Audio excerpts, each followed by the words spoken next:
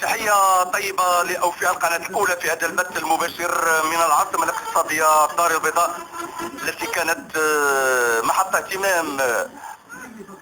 أنصار كرة القدم على المستوى الإفريقي، إذ يصل في هذه الأثناء في حفظ الله ورعايته للمركب الرياضي محمد الخامس بالدار البيضاء صاحب السمو الملكي ولي العهد الأمير مولاي الحسن، الذي سيترأس هذا اللقاء النهائي التاريخي بين الفريق الوطني المغربي ونظيره النيجيري في النسخة الخامسة. في هذه الأثناء تؤدي في سموه التحية تشكيلة من الحرس الملكي،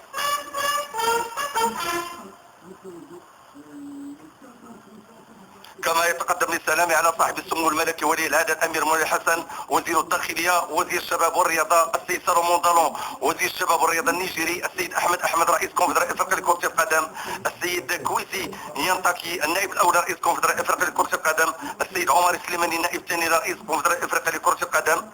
رئيس واعضاء الجامعه الملكيه المغربيه لكره القدم، جهة الدار البيضاء ستاد، رئيس المجلس الاقليمي القائد المنتدب للحامي العسكري للدار البيضاء، عامل عمليات مقاطعة الدار البيضاء انفا، والمنتخبون المحليون. الانظار اذا في هذا اليوم تتجه للمركب الرياضي محمد الخامس بن الدار البيضاء في لقاء سيحبس الانفاس بين مدرستين كبيرتين، المدرسة المغربية والنيجيرية من كبار